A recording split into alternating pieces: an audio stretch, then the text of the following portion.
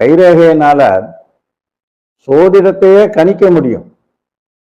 நாடி ஜோதிடம் வேற, அது ஒரு விரல் ரேகையை மட்டும் வாங்குவாங்க, இந்த பெருவிரல் ரேகையை மட்டும் வாங்குவாங்க.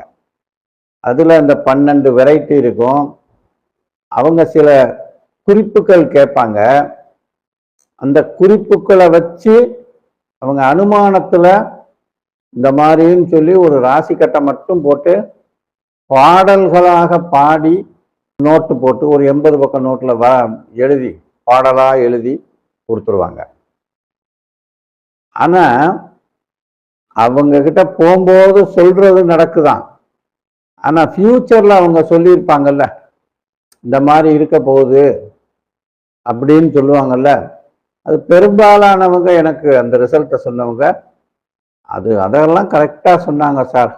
நான் போனேன், எங்கள் அம்மா பேரை சொன்னாங்க, எங்கள் அப்பா பேரை சொன்னாங்க, என் பேரை சொன்னாங்க, என் கூட பிறந்தவங்க இத்தனை பேருன்னு சொன்னாங்க, என் தங்கச்சி பேரை சொன்னாங்க, அக்கா பேரை சொன்னாங்க, என் சொந்த பந்தம் எல்லாம் சொன்னாங்க, என் வீடு எங்கிட்டு இருக்கு, எந்த வாசல் அப்படின்றது முதற்கொண்டு சொன்னாங்க. ஆனால் அவங்க சொன்ன ஃபியூச்சர் நடக்கலை அப்படின்றது இதில் ஒரு குறையாக நிறைய பேர் என்கிட்ட சொல்லியிருக்காங்க. இந்த நாடியில் எடுத்தவங்க ஒருவேளை அது அவங்க எடுத்த ஆளு அப்படி சொல்லியிருக்கலாம். சரி, அந்த மாதிரி விதிரேகை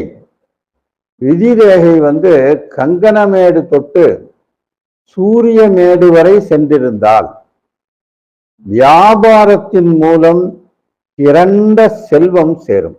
இந்த மாதிரி ஒருத்தருக்கு தீர்க்கமா சூரியமேடு வரைக்கும் ஒரு அந்த ரேகை சென்றிருந்தா விதி ரேகை, அதுக்கு பேரு விதி ரேகை. சூரிய தனரேகைன்னும் அதுக்கு பேரு.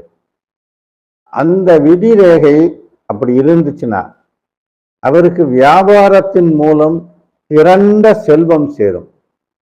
அரண்மனை போன்ற மாளிகை வீட்டில் பெரிய குடும்பமா வசிச்சுக்கிட்டு இருப்பாரு. பெரும் குடும்பமா இருக்கும் அவருக்கு. அதாவது ஃபேமிலியே ரொம்ப பெருசா இருக்கும். அண்ணன் தம்பி, இந்த கூட்டு குடும்பம் சொல்றாங்கல்ல, அண்ணன் தம்பி அக்கா தங்கச்சி எல்லாம் ஒன்னா இருப்பாங்க. அரண்மனை மாதிரி வீடு இருக்கும். அதுக்கு தகுந்த மாதிரி 50 பேருக்கும் சோறு போடுற அளவுக்கு வசதி வாய்ப்பு எல்லாம் இருக்கும். ராஜா மாதிரி வாழ்வாருன்ட்டான்ல, அதான் முக்கியம்.